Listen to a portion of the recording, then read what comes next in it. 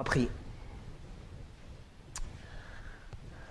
Père éternel, Dieu Tout-Puissant, celui qui a donné son Fils à la croix pour nous et qui nous a manifesté de cette façon ton amour, et qui continue à se révéler à nous à travers ta parole, ton esprit et ta relation avec nous, à tous les jours, à tous les moments, de toutes les façons. On se tourne vers toi pour que tu te révèles un peu plus à nous aujourd'hui, pour que tu nous permettes de plus te voir comme tu es vraiment. Notre but est toujours d'approfondir notre connaissance de toi. Oui, des fois, ça demande de la réflexion et de l'étude. Des fois, ça demande un effort diligent. Parce que ça dit qui cherche, trouve. Pas qui reste assis à rien faire, trouve. Et donc, on cherche. Et on veut te chercher, on veut te trouver, Seigneur, ce soir. On veut être averti, oui, averti sur le danger de liens étrangers, de joug étrangers, mais en même temps aussi s'approcher de ce que la parole dit vraiment, qu'est-ce que Paul veut vraiment nous dire ici ce soir. Donc, que tu nous rendes attentifs, que tu nous rendes capables de bien recevoir. Père, c'est comme toujours un privilège et un cadeau de pouvoir étudier et enseigner ta parole, comme de pouvoir la recevoir et d'en être instruit. C'est juste merveilleux de savoir que Dieu a une parole pour nous. Pas juste une parole, mais qui veut nous parler, constamment communiquer avec nous. Et c'est ça qu'on cherche ce soir, que tu communiques avec nous. Père, on se lance à tes pieds et on dit, enseigne-nous. Amen. Tournez dans 2 Corinthiens, chapitre 6. 2 Corinthiens, chapitre 6. Et comme j'ai dit dans mon blog, le texte m'a laissé beaucoup de difficultés.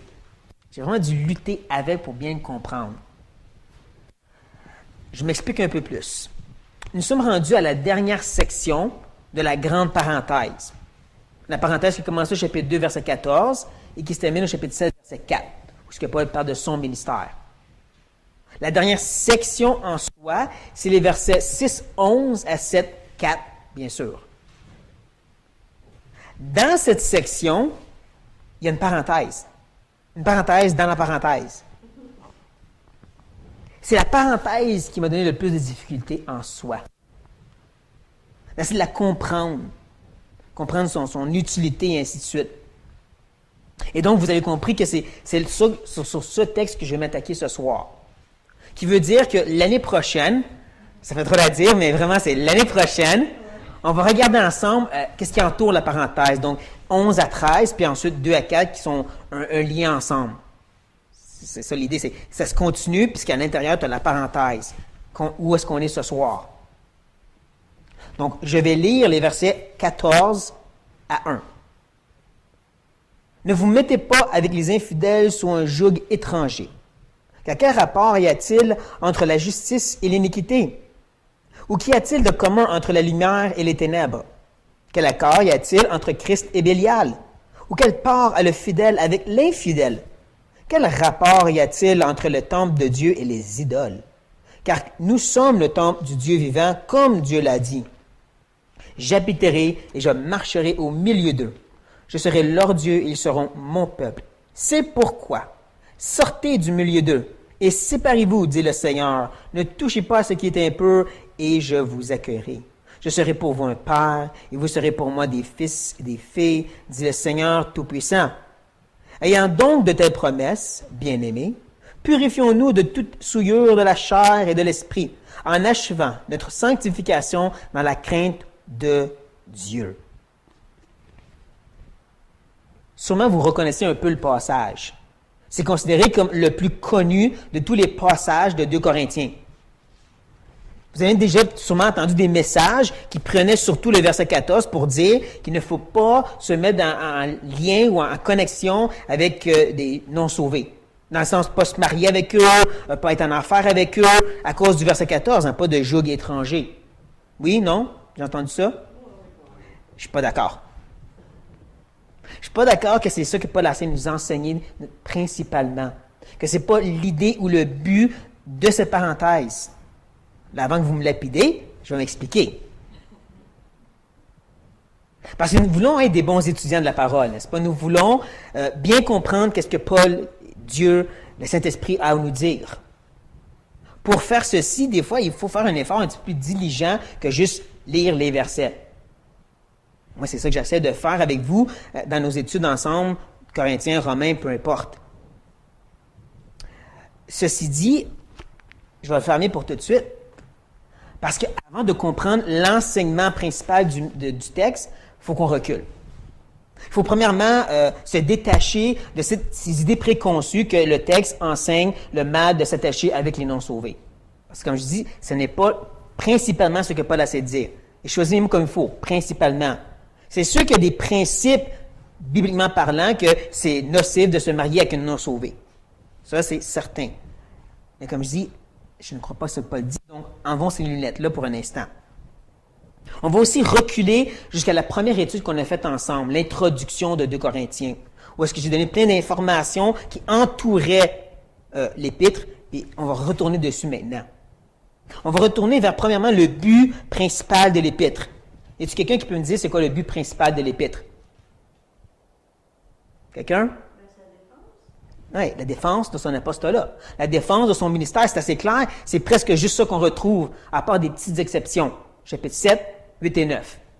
En chapitre 7, c'est les Corinthiens qui sont en train de se repentir. Rappelez-vous de ça. Et 8 et 9, c'est la collecte. Mais à part ça, il parle de long et en large de la défense de son apostolat. C'est bon qu'on s'en rappelle. Ensuite, il y a l'esquisse de l'épître. On a déjà fait 7, 8, 9. Maintenant, rappelons-vous que 10 à 13, c'est l'attaque directe contre les faux enseignants, qui veut les démolir et les détruire en petites pièces. Avant ça, dans les chapitres 1 à 6, qu'on est en train de voir et presque terminé, c'est Paul qui cherche à reconnecter avec les Corinthiens, qui cherche à leur rappeler qu'il est un ministre sincère et vrai, puis qu'il les aime, puis qu'il peut leur faire confiance, puis venez à moi. Ça aussi, c'est important de s'en rappeler. Maintenant, il y a aussi le contexte en soi. Le contexte, comme je dis, c'est la fin de la parenthèse. La fin de cet effort de pas de dire « connectez-vous avec moi ». Venez, rattachez-vous à moi comme dans le temps. Rappelez-vous que j'ai œuvré auprès de vous. Hein, il va dire en 11 à 13, « Je vous aime, ouvrez vos entrailles ». Il va dire ensuite, « Recevez-moi » dans les versets 2 à 4. Donc, c'est sur ça qu'il veut terminer. Mais il manque quelque chose à l'équation. Et non, je ne vais pas écrire des équations sur un tableau. Mais il manque quand même quelque chose. Pour s'attacher à Paul, il faut qu'il se détache des super-apôtres. Rappelez-vous qu'ils vont chercher une lettre de recommandation aux Corinthiens. Qu'il y a vraiment cette idée, donc c'est plus que juste, on va écouter leur message, c'est vraiment de s'attacher, de se lier au ministère de ces faux enseignants. Donc, tu gardes tout ça en tête, tu comprends que la vraie repentance, c'est justement tu te détaches de un pour t'attacher à l'autre. Tu ne peux pas t'attacher à Dieu et rester attaché à tes péchés. Tu ne peux pas servir Dieu et Mammon. En d'autres mots, tu ne peux pas suivre Paul et les judaïsants parce que c'est des opposés totales. Et c'est ça qu'on voit dans le texte. Paul qui utilise des contrastes, comme on l'a vu à travers tout le reste du chapitre 6, des contrastes totales entre un groupe et l'autre. Puis Paul dit c'est entre moi ou eux autres, en d'autres mots. Oui, il utilise des images assez frappantes, même un petit peu de sarcasme quand il pense comme il faut, et je vais les montrer tantôt. Mais je crois que le but premier de cette parenthèse, c'est Paul qui veut arracher de la griffe de ces judaïsants les Corinthiens, pour les attacher à Paul. Là, on a au moins un début de mieux comprendre la parenthèse, mais on a un autre problème. Et c'est un problème que je n'ai pas mentionné dans le blog, mais qui est quand même important, c'est quoi le lien? Quand on regarde le verset 14 et 13, ça ne connecte pas ensemble. La façon que le verset 13 termine, c'est ouvrir vos entrailles, puis ensuite il commence à parler de porter un joug. C'est quoi le rapport? Et après ça, quand tu regardes à la fin de la parenthèse, au verset 1, puis le verset 2, ça ne marche pas. Mais qu'est-ce qui connecte? C'est comme j'ai dit, le verset 13 et le verset 2. Ça suit. Si tu enlèves la parenthèse, ça connecte parfaitement. Ça sera une belle fluidité. Paul qui dit, ouvrez vos entrailles et acceptez-moi. Ça marche. Donc, plusieurs des commentateurs plus modernes, surtout libéraux, et les critiques textuelles vont dire que la parenthèse, elle ne devrait pas être là. C'est un ajout plus tard par les copistes. Les pauvres copistes qui font toujours plein de problèmes. C'est triste, vraiment. Ils ont servi Dieu, puis on n'arrête pas de les blâmer pour tout. Mais, bien sûr, je ne suis pas d'accord avec cette idée. Je crois que la parenthèse est inspirée. C'est Dieu qui l'a mis, c'est Paul qui l'a mis. Mais qu'est-ce qu'elle fait là? Ça aussi, c'est important. Si tu ne comprends pas qu'est-ce qu'elle fait là, c'est quoi le lien? Bien, il manque quelque chose. Voici ma suggestion après avoir lutté avec. Elle semble sortir de nulle part, elle semble pas avoir de lien, parce que Paul il est vraiment comme rempli de l'esprit, il est passionné pour un instant de ce désir de délivrer les Corinthiens de la main des super-apôtres. Parce qu'il sait que c'est ce dernier effort. Parce qu'après ça, c'est la guerre totale. Il veut protéger les Corinthiens des dommages collatéraux dans cette guerre qu'il va mener contre eux. Donc, il est passionné. Le Seigneur Jésus dans le temple, en train de jeter les tables par terre, puis de faire un fouet, et ainsi de suite. Je suis capable de me l'imaginer parce que j'ai trop d'imagination. Mais je suis capable de m'imaginer Paul en train de dicter sa lettre, parce que c'est ça qu'il faisait, il dictait un secrétaire. Et il se voit lui-même en train de prêcher ça directement aux Corinthiens. Là, il est en train de leur dire, je vous aime, ouvrez vos entrailles. Et il ressent en lui-même que pendant qu'il dit ça, les super apôtres sont en train de sauter ces Corinthiens, puis il leur dire, non, tu t'en vas pas. Oh non, tu ne vas pas ouvrir tes entrailles. Et là, Paul, il sent quelque chose. Là. Brisez le joug, libérez-vous des autres, sortez le dehors. C'est pour ça que je ressens que cette parenthèse, elle sort comme ça, parce qu'il est zélé, il est en feu, il sent quelque chose bouillonner en lui, puis il dit, il n'y a pas de lien à faire ici, je fais juste vous dire, sortez-les. C'est tout. Mettez-les dehors, là. Je ne suis pas capable, mettez-les dehors. C'est mon explication face à cette parenthèse qui sort de nulle part. Donc, si on garde en tête que Paul il est animé d'esprit, un peu comme les juges d'autrefois, et aussi que Paul cherche à séparer les Corinthiens des super-apôtres, des judaïsants, des faux enseignants, là, on va s'attaquer au texte. Et Paul commence en disant au verset 14, « Ne vous mettez pas avec les infidèles sous un joug étranger. » Je comprends les infidèles comme étant les judaïsants. Enlevez ce joug, enlevez ce lien à leur ministère. Et c'est là qu'il va faire les 5 contrastes exagérés. Qu'il va dire « parce que »,« car ». Quel rapport? Il parle d'intimité ici. Il n'y a pas d'intimité entre la justice et l'iniquité. Justice, les Corinthiens, juste en Christ. Et l'iniquité, bien sûr, eux autres. Qui serait une sorte d'attaque subtilement retournée contre eux. Parce que si vous vous rappelez, c'est une des choses que les judaïsants disaient contre Paul. Il fait des péchés cachés. Et Paul il avait défendu ça justement au chapitre 4. Et donc là, c'est à son tour à dire, c'est eux autres qui sont dans l'iniquité. Il continue en disant, qu'y a-t-il de commun, ou quelle communion entre la lumière et les ténèbres? Et quand on s'arrête un instant et on médite sur ça, c'est vrai que c'est absolument impossible que la lumière et les ténèbres vivent ensemble. Je veux dire, dès que tu allumes la lumière, il n'y a plus de ténèbres. Dès que tu fermes la lumière, il n'y a plus de lumière. La lumière et les ténèbres ne peuvent jamais exister ensemble de cette façon-là. Et bien sûr, la lumière, c'est les Corinthiens, et les ténèbres, c'est les judaïsants, parce que c'est ça qui amène. Ils sont dans les ténèbres.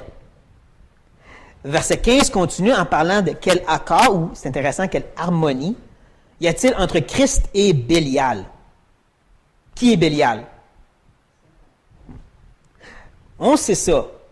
Je vais vous apprendre quelque chose ici. Bélial est un terme hébraïque. Dans la tradition juive, Bélial, c'était l'ennemi juré de Dieu.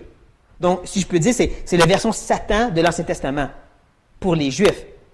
Mais quand tu regardes les païens, Bélial, ça ne veut rien dire.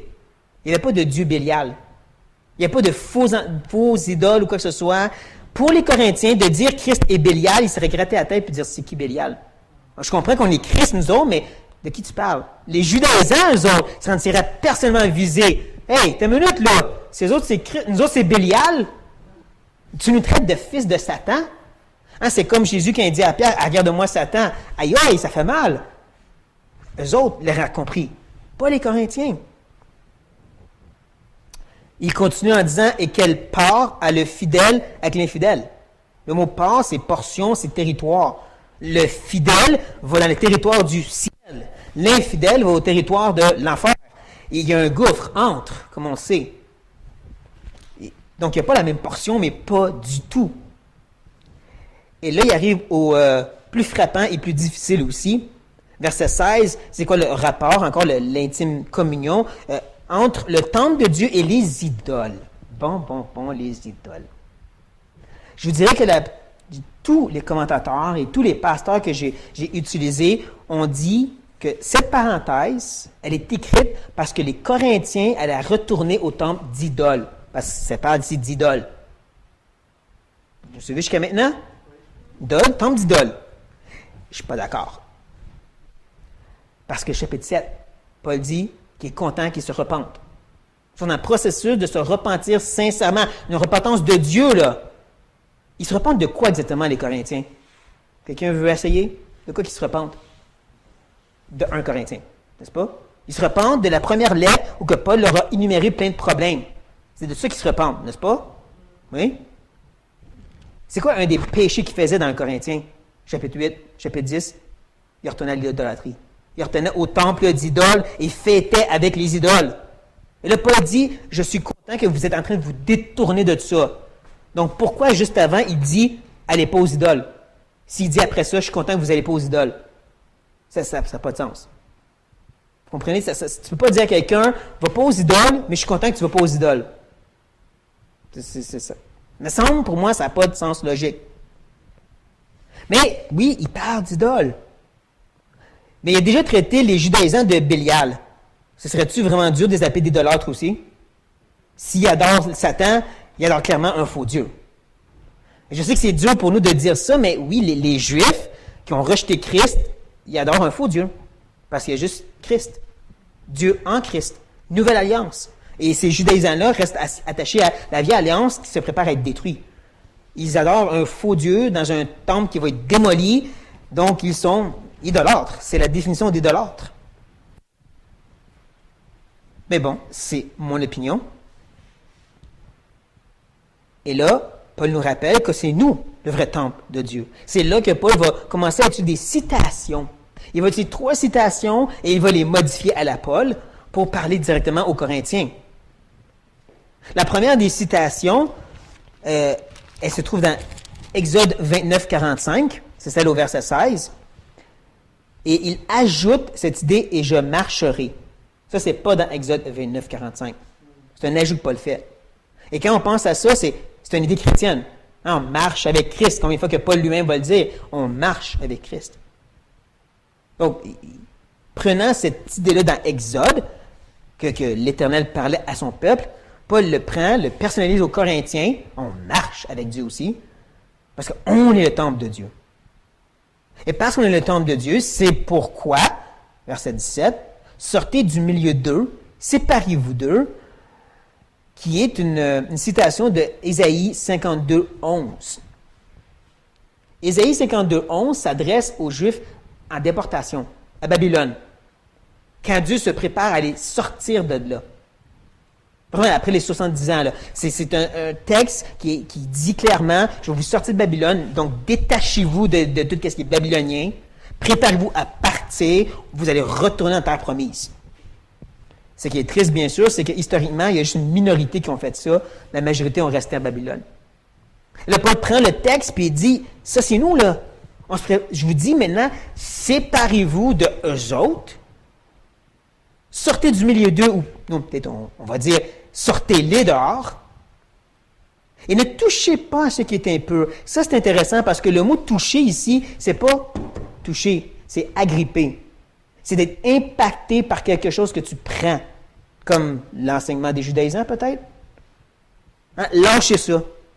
Arrêtez d'écouter. C'est impur. Et là, Dieu va vous accueillir. Là, Dieu va dire, je serai pour vous un père, et vous serez pour moi des fils et des filles. Jérémie 31, 1. Dit le Seigneur Tout-Puissant.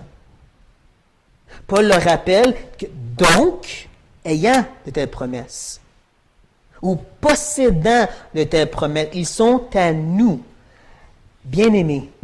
Vous savez comment ce terme il est vraiment affectueux. Bien-aimé de Dieu, bien-aimé de Paul. Il y a quand même de l'amour dans cette parenthèse un peu sévère. Et c'est là qu'on retrouve le dernier petit pic directement aux judaïsants. Il dit, purifions-nous de toute souillure de la chair et de l'esprit. Je vais dire là où les personnes qui ont lu le blog, pas d'intervenir. Pouvez-vous me dire, ceux qui ne l'ont pas lu, quel est l'enseignement habituel que Paul donne sur la chair? Et c'est vraiment ici la chair dans le sens, le vieil homme. Qu'est-ce que Paul dit du vieil homme habituellement? Quelqu'un veut s'essayer? Qu'est-ce qu'il faut faire, le vieil homme? Ouais. Crucifier, le mettre à mort. Jamais, au grand jamais, sauf si j'ai manqué un verset quelque part, Paul dit de purifier la chair ou de la nettoyer. Jamais. Il va dire de la mettre à mort. Qui est-ce qui nettoyait la chair? Les pharisiens, exactement. Les Juifs enseignent ça. L'Ancien Testament, la loi lévitique avait l'eau de purification.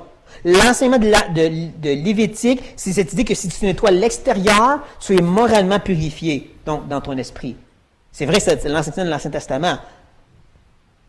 Donc, les judaïsants croyaient ça. Les judaïsants, sûrement, avaient essayé d'enseigner ça par rapport aux Corinthiens. Et Paul, d'une façon comme pour se moquer d'eux, oui, on va se purifier de la chair. On va se purifier de l'esprit de cette façon-là. Mais arrêtez, qu'est-ce qu'on va faire? C'est, on va achever notre sanctification. Pas juste nettoyer l'extérieur, on va changer qui on est dans la crainte de Dieu. Je vois, comme je dis ici, une dernière attaque sarcastique contre stupidité des super apôtres, en leur montrant que la réalité pour nous, ce n'est pas une purification extérieure, c'est une sanctification totale dans la crainte de Dieu. C'est sur cette note que Paul termine cette petite parenthèse. Cette note que Paul va se lancer ensuite dans cet appel d'amour. Qui va se lancer dans cette reconnaissance qu'il a, cette joie de la repentance. Et la joie même de ce don, de cette libéralité qu'il veut donner. Avant de sortir ses canons, puis de démolir les super apôtres. Et comme je dis, pour les protéger, les Corinthiens, il dit, séparez-vous. Éloignez, tassez-vous de là. Ça fait tellement penser à l'Éternel qui parle à Moïse dans le désert à maintes et maintes fois à cause d'Israël. Tasse-toi Moïse, c'est moi qui s'occupe des autres. Et pas juste avec le veau d'or. À maintes et maintes fois, Dieu dit, tasse-toi, ça va aller mal. Comme dans la rébellion de Corée. Vous vous rappelez, tasse-toi Moïse, tasse-toi Aaron, le feu brûle 250 Lévites. Et où, tassez-vous, et Corée et sa famille, ramassés dans la terre. Il y a vraiment cette idée, séparez-vous, parce que quand Dieu s'en mêle, ça ne va pas bien. Quand Paul s'en mêle, ça ne va pas bien, tassez-vous de là. C'est ça que je ressens dans cette parenthèse ici. C'est sûr que, comme j'ai dit, il y a des principes très clairs sur le fait qu'on ne devrait pas justement, ou on devrait faire attention aux infidèles, au monde du ténèbre, aux non-sauvés. Les mauvaises compagnies corrompent les bonnes mœurs. C'est vrai. Mais ce n'est pas, je crois, un enseignement que Paul fait ici dogmatique sur ce mal. Ce n'est pas un commandement qu'il donne sur le fait que si tu vas en affaire avec un non-sauvé, ben là tu pêches parce que le verset 14 dit que tu n'as pas le droit. Désolé, ce n'est pas, selon moi, ce que Paul enseigne ici dans cette parenthèse. Si je ne vous ai pas convaincu, j'espère au moins que vous avez fait réfléchir sur cette optique-là. Et je sais que ça fait bizarre que mon application, ça n'a pas du tout rapport avec l'enseignement du texte, mais plus sur l'importance de l'étude. Mais on est des théologiens. On est des gens qui cherchent à connaître Dieu. Et donc, notre but devrait toujours être à mieux comprendre la parole avec des efforts diligents. On essaie vraiment de rechercher dans le contexte et tous les aspects nécessaires pour comprendre qu'est-ce qui est écrit. Parce que je trouve ça triste combien de chrétiens vont juste prendre à la surface des versets et en faire des principes. Et qui, par ceci, ont une relation vraiment surface avec Dieu. On a eu un exemple de cette erreur juste au chapitre 5. Vous vous rappelez ce fameux verset qu'on vit par la foi, pas par la vue. Hein, on connaît ce verset-là, on se le dit entre nous. Frère, tu ne sois pas découragé. Je ne sais pas qu'est-ce que tu vois. On vit par la foi, nous autres. Mais ce n'est pas ça que le verset veut dire. J'ai essayé de vous montrer, dans le contexte, où il parle de l'enlèvement, puis qui parle d'être pris par Dieu pour être avec Christ, c'est négatif de vivre par la foi, et c'est positif de vivre par la vue. Le fait de voir Jésus face à face, c'est ça que Paul désirait. Donc, ce n'est pas un verset qui s'encourage face à la vie par la foi, c'est un verset qui dit « Crie Jésus, reviens bientôt ». Parce que c'est ça que tu désires, le voir face à face. Et ça, c'est juste un exemple. Je peux vous dire, personnellement, dans ma vie, au début, c'était vraiment surface de principe. Et ma relation avec Dieu était surface. Maintenant, c'est approfondi. Et qu'est-ce que j'ai? C'est approfondi. Le but, c'est pas d'avoir raison. C'est pas non plus de montrer comment tu as plein de connaissances, puis tu peux écraser les jeunes chrétiens qui ne comprennent pas la profondeur des textes. C'est de se dire, si tu veux une relation plus profonde et intime avec Dieu, ben il faut que tu sois plus profond et intime avec la parole. Il faut que tu ailles plus loin que qu'est-ce qui est écrit. Si je peux dire même. Donc, sur cette note, prions.